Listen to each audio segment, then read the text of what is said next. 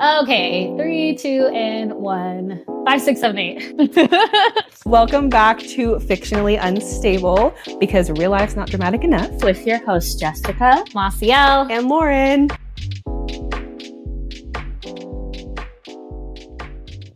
We are 20 minutes early to this movie. This is Maciel's atom bomb of a water bottle. Staying hydrated, y'all. It's hot. Welcome to Fictionally Unstable. Mobile. Hi. Hello. I can turn it around. We're outside. We outside in downtown Summerlin. Yes.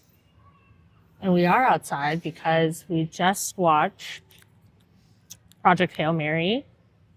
And so we're reporting to you fresh. Live. With our... We just finished the 2 hour and 45 minute movie, I think. Yeah, it's like 2 hours and 36 minutes or something like that. Yeah.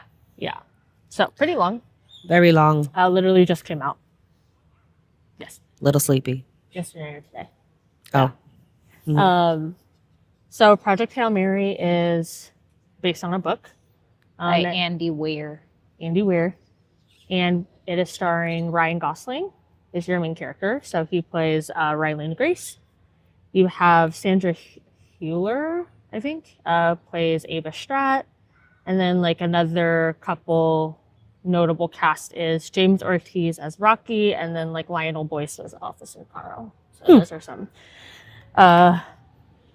characters that you see. And before we start talking about it, I have a question for everybody sitting here. Is that if you could describe this movie in one sentence? Just sum up like what it is for you. Or like a description of the movie for you in one sentence. Do you have yours? I do. Do you have yours already? My description of this movie is that it is an epic love story between Ryan Gosling and an alien rock. And that's how I would describe this movie. Correct. I had thought during the movie, I was like, this is a movie about the power of friendship. I was just thinking of the prisms that get when the light hits it with the rainbow stuff. That's got stuck in my head. So he finds the light. Okay. He finds the light. On Rainbow Road. The power of friendship and epic love story between Ryan Gosling and an alien rock. And that's the movie. Goodbye. Just kidding. Okay. Thoughts? Initial thoughts. I liked the movie. We'll rate it at the end. But initial thoughts, the movie was good. It was very long. As are most space movies, I feel. They're always long. So that was to be expected. The cast was good. There were a lot of funny moments, more towards the first half. And then the second half was like, a little more emotional. Yeah. Yeah. Yeah, I guess like some other notable space movies would be like Interstellar, which is also pretty long. I've never seen that. I've heard it's great. With Matthew McConaughey. Mm-hmm. Yeah. It is very long. I think it's 3 hours. Yeah. Yeah. And what's the one with Sandra Bullock? Oh, Gravity. Gravity. That one's also pretty long. So yeah. I guess space movies can be I guess I'm quite not long. big on space movies. Yeah. Yeah. Maciel? It was too long for me to sit through, that's for sure. I fell asleep a couple times. But not that it was boring, it's just I didn't sleep well last night. I think Ryan Gosling being cast by himself, like, he is such a great actor. I think his comedic points are authentic and on point. I watched Matthew McConaughey's, and it's a little bit more serious, and I feel like this could have also been serious, but I've never read the book, so I don't know if it has those comedic moments in it. But I've also watched Gravity too, and I don't know, it just feels like sometimes I feel like movies drag when they're too serious, and with Ryan Gosling, like, it wasn't like a forced haha moment. I think it just naturally happened, and I was like, yeah, I could watch this guy on screen by himself the whole time. He's funny. Yeah. I kind of compare him to, not those two, but what the fuck? What's his name? The one that's married to Blake Lively. Ryan Reynolds. Yeah. Kind So of. Ryan Reynolds was in a movie called The Box, I think it's called, Okay. where he's literally stuck in a box all by himself. Yeah. And that's the whole fucking movie. Like, I think it's only an hour and a half or 2 hours. Now it's a bit more serious because they bury him alive. Oh, I think maybe it's called Buried. Anyways, they bury him alive. I think I saw the preview for that. But still, it's like to watch one person on screen Yeah. buried alive, like in a fucking coffin thing for 2 hours, like, and who is also, well, Ryan Reynolds is more of a comedic than Ryan Gosling is, but it's like, I don't know. It's just like, I don't want to watch you on my screen, just you. Like, it's too much. Yeah. So I thought he did great. And I feel like he is very smart about the movies he picks to do. La La Land, Barbie, like the most recent, and like A+ across the board. So I really enjoyed it for him. It was too smart for me. I don't understand space. So I was just like, I'm just watching it to watch it at this point. But I enjoyed him in it. So I think that's why I enjoyed it more. Yeah. But yeah, I did fall asleep a couple times. So to me, it doesn't need to be 2 hours. It doesn't need to be over 2 hours. An hour, 30. 2 hours is An fine. hour, 37 minutes. I'm wondering how long the book is because I've never read the book. I'm sure there's a lot more in the book. So feel. I have a friend that I work with. He's read the book and he's going to see the movie too. So I will ask him and I will report back. But I love the movie. I was entertained the entire time. I went through like a roller coaster of emotions. Hello. I thought the comedy was really well done. Like you said, that it wasn't like a comedy that was in your face. And I think they did a really good job with casting Ryan Gosling as obviously the main character.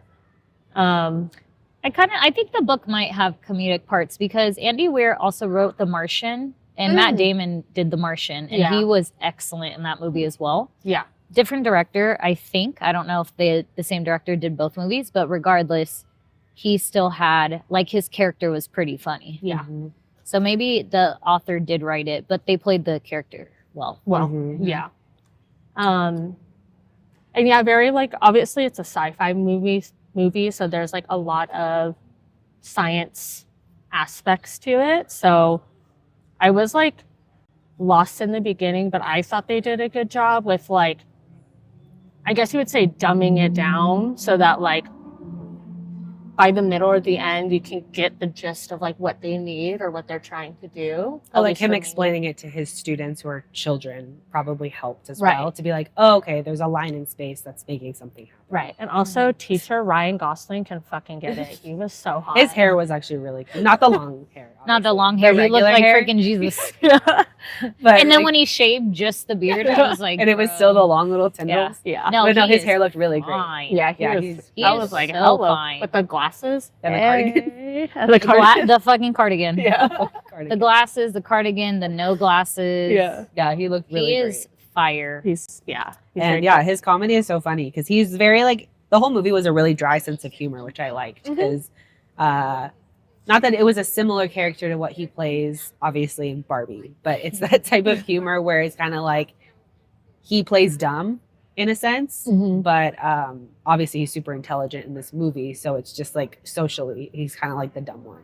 Right, and he plays like a character that talks a lot. Like he just blurts stuff out, and I think that also adds to the comedy aspect of it. He just like says his thoughts out loud. And nobody in the movie was entertaining him. Everyone was just like, no. Yeah, Yeah. I Comedic did. timing. I did Just on think point. the I don't know what you would call her, government head project lady. Yeah. She also had some funny moments because she's like very flat. Yeah. So like when she would say certain things, like in objection to him, it made me laugh quite a lot. I think I snoozed on this part. Why didn't the black scientist go? He died. He died in an explosion. Oh, yeah, that's where I fell. You snoozed during the explosion? Yeah, like right before it. Like I snoozed in small parts. I was Yeah. probably asleep for like a minute or 30 Yeah. seconds because I noticed my head kept tilting. I was like, oh shit, but I could not keep my eyes open. Yeah. And then they did the flashback to where they're like, Ryan Gosling's like, well, guess we're not doing this. He's like, because what other scientists are we going to find? They're And looking then at they're him all like- staring at him. So I was like, oh shit, I missed something clearly. Yeah, I think they probably handled because it's like sensitive. I think He they said they had handled too it- much Yeah. at a time. Yeah, they handled it wrong, and then the lab exploded. Yeah. Oh, yeah, And it he killed died. all the scientists that were available because he had backups as well, the main Mhm. one. So all the scientists that were available, They were They all there died. at the same time, yeah, except him. yeah. So yeah, really hella fucked up that they just drugged him and put him on the ship and be like, "You're going." I mean, they really didn't. Yeah, they didn't have a choice. I guess. Yeah, Otherwise, the planet dies. yeah. Mm. But like, you can't take away a person's autonomy Yeah, for they're their like, decision. you have no one that's gonna object to this, Right. So we're just gonna take you. Yep. Yeah. I definitely cried multiple times I did tear up. during this Um, movie. Yeah. I guess that's just the emotional side of me and creatures. But yes.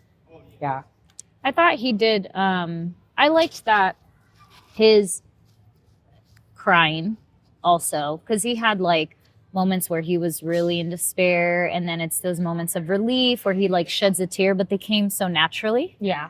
you know. Yeah.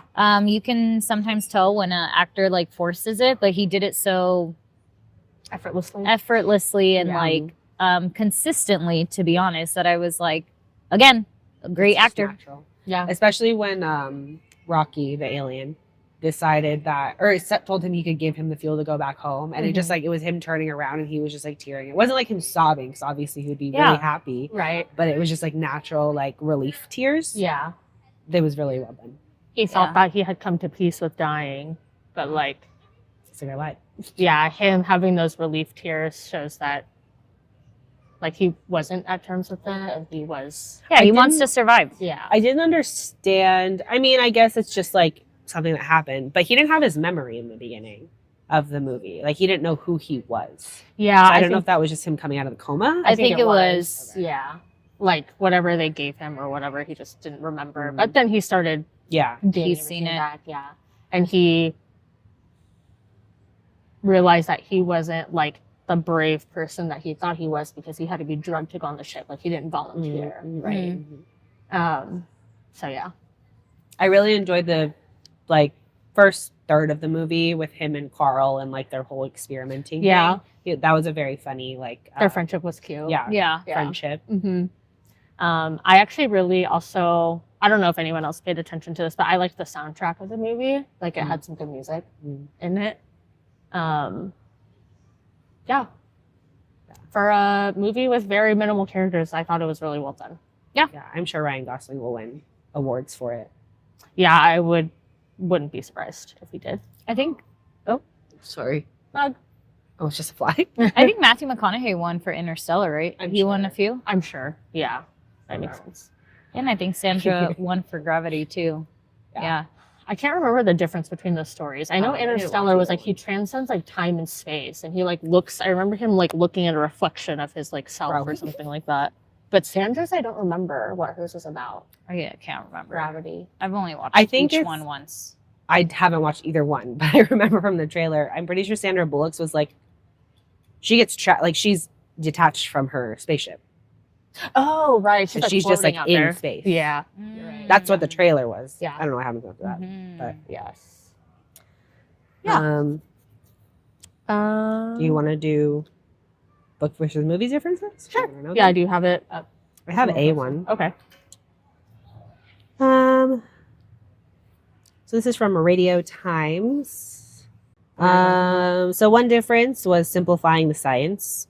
So the primary trademark you. of Andy Weir's books, beyond witty protagonists prone to pop culture references, so there is humor in the book, probably, Okay. is real, thoroughly researched science. Despite science fiction situations, Weir's novels go to great lengths to make the science as accurate and real as possible, even when he's inventing technology that doesn't exist. And in the case of Rocky, species that don't exist, Weir makes sure that everything is grounded in real science. What's truly remarkable about Weir's writing is how well he manages to weave this into complex stories. While the broad strokes of The First Contact are the same between the book and the film, the book shows significantly more of the trial and error inherent in building the tunnel that connects their two ships. Oh, it's not just like a thing that goes out in the movie. The fun of the book is being there in Grace's head as he figures out these problems and something that would never truly translate on screen. That's Another always a problem with movies where there's a lot of like internal perspective. Like for example, you guys talked about The Housemaid, where there was a lot of Internal dialogue. internal dialogue. It's hard to translate it in a movie. Yeah. Yeah. Or But I don't feel like think- for him, he's the only one on screen, so he could just talk out loud. yeah. I don't. You guys haven't ever read or watched The Host by Stephanie Meyer, right? I have. I Did can't you? remember it, but I've seen You it. didn't read the book though. You said. No, I didn't read the book. So the book is all dialogue because it's literally it's like a sci-fi love story kind of. Okay. But it's alien takes the host of a girl, I think, Mhm. and so their whole dialogue is inside of her head. So then it's like translating that on a movie. It just didn't. The movie was terrible. I thought it was terrible, but it reminds doesn't me of do very Parasite. well. But I don't know. Not not the Korean. the Korean. Yeah. It's also a Korean show, but it's based off of an anime. But anyway, yeah. But yeah, when it's like science stuff, I feel like it's very hard to translate to screen. Yeah, for sure. Oh, I went to high school with those two girls right here. Hi, you want to be on the podcast? I don't talk to anybody anymore from high school, so that was many years ago. Okay, another moment from the book they choose to omit from the film involves doing something seriously drastic to slow down the planet's cooling. After consulting with a climatologist, the leader of the Hail Mary project makes the decision to nuke the polar ice caps to release methane into the atmosphere to warm up the planet. Oh. Yeah, they just don't do that in the movie, which, Okay. I mean, they didn't need it. That's fucked up if they did that, but... I want to know if the ending is the same. I liked the ending. Let's see. Yeah, they're on Venus. I think he's on Arid. Oh, right. Yeah, which is His home planet. Rocky's planet, Which and they right. made a whole That biosphere makes for him to sense. live Yeah, in. yeah. Yeah. When he went back to him, I was like, oh, he can just go live with him on his planet. That's and what they I can thought. figure it out from there. Yeah. So I feel like the movie ended great. He's like, I don't want to go home. Yeah.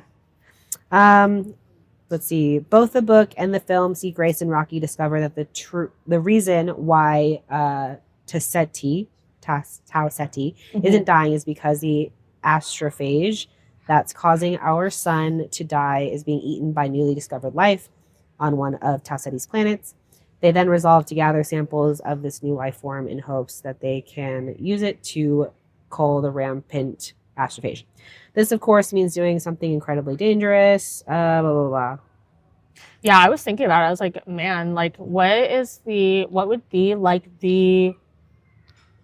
how would you even do that? Because you're obviously introducing like life from a different planet that's never seen Earth. Like, what if it just fucking eats Earth? Like, all the precautions they would have to go to make sure that only the astrophase is affected and not like the rest of Earth's, like, atmosphere and like life.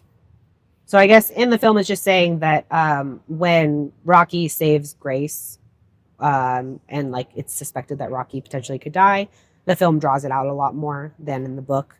And I bald. guess. Yeah, it was sad. I thought he was dead for sure. Me too. I went And when and he saw came like back, I was all like, the oh, thank God. fucking black smoke coming from him. I was like, oh, he's dead. Yeah. There's no way. But yeah, the book just says that he ends up going back to his atmosphere and is fine. The ending. Okay. Another small change comes towards the end of the film. After parting ways with Rocky and beginning his return home, Grace discovers a flaw in the containment system used to store the Tramoeba. Yeah. This means that the Tramoeba has leaked out and started to consume the astrophage. Mhm. Being used for fuel, he manages to contain it, but realizes that the problem will eventually kill Rocky. So he sends the 4 probes back to Earth and heads off to save his friend.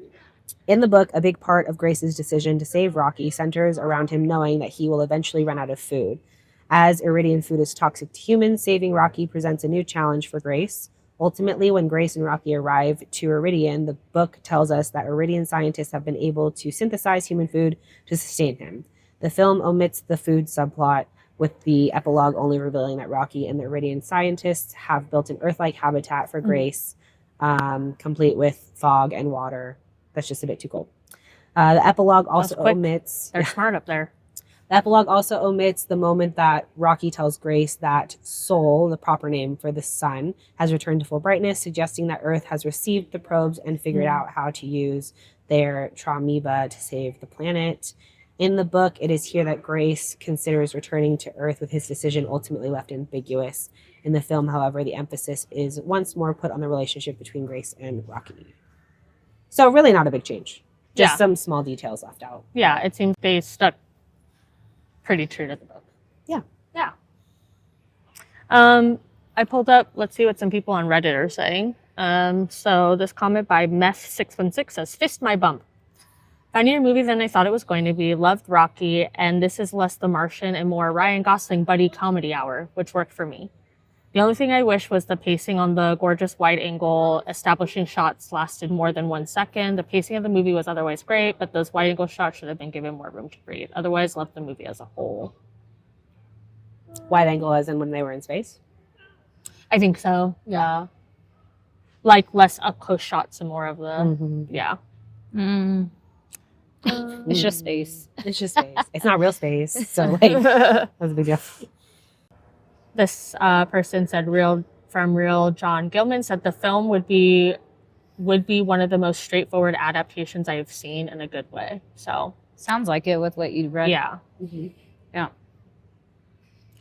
This person said, Jay the Ho said, "As someone who went into it after enjoying the book, I'd do the book after. The movie was great, but there are some frustrating moments where they abridged a lot of the gradual relationship building and research. Frustrating because the tempo was too fast and seems like things were just skipped because of time restraints." The movie was long as hell. So Yeah, I thought it was really well done. Wild. Um, They want a fucking 5-hour movie. They said, "I would even say I would be a bit confused at some things that were unexplained in the movie, but were explained in great detail and story building in the books." Yeah, but it's hard to translate all the science from the book into the movie without it being 10 hours long. Yeah. Yeah, I didn't need more science. They're like, let's recreate the sound of music where there's a fucking intermission in the movie. So long. All right, I'm not going to read this person's username. But they quoted, "I'll watch you sleep, pal, but you gotta wake up. Didn't think that a talking rock would make me cry quite a few times, but here we are. Same. First off, visually, it was a gorgeous movie to watch. Watched it in IMAX, and those space scenes were amazing. Jokes were good. People at my screening were laughing, and it didn't feel like a 2-hour, 36-minute movie. I haven't read the book, so I can't comment on how it fares as an adaptation, but there's got to be more to it than just Grace and Rocky's relationship. Ryan in leading role was sublime, and with most of the movie being just him talking to a rock, I never got bored." Yeah. I agreed. It's a good film. It was a good film. So, let me see here. Rotten Tomato scores currently, I know it's new, but currently right now it's 95%. Period. And it has a 4.4 on Letterboxd, I think. Yes. Out of 5. And then IMDb, it's an 8.5 out of 10. Fandango, 97%. So very high ratings right now. Mm-hmm. And with that being said, what were our ratings be? We rate movies and TVs out of 10. I'll give it an 8. It didn't keep me. I liked it, but it didn't keep me interested. Like, I won't watch it again. That's not a movie to be like, oh my god, it was a masterpiece and whatnot. But it was good. So, just an 8. I give it an 8.5. I think it was really well done. I liked the comedy a lot. I was engaged enough throughout, but yes, I won't watch it again. It's too long. I'm giving it a 9. I really liked it. And I liked the, I guess, blending of the comedy and the science and the emotion. So I thought it was really well done. I probably will watch it again because I think Justin should watch it because I think he would like it. So I'd watch it with him. I'm only knocking off a point because it is a little bit of a longer movie. So it's hard to stay that engaged for that long. But yeah, I really enjoyed it. Great. Yeah, if Lance makes me watch this, I'm definitely falling asleep again. I'll be like, I already watched all the movie. You're like, I know which parts I can fall I'm asleep like, at. wake me up at this part. I And missed it last time. possibly when we have some downtime, I will try to read the book. Maybe. Maybe. I heard the book is really, really good, though. Yeah. Like, Lots of science. Yeah. More science. yeah. So yeah. Well, we're about to go watch our next movie of the day, which is Ready or Not 2. So stay tuned to that episode. Goodbye. Bye.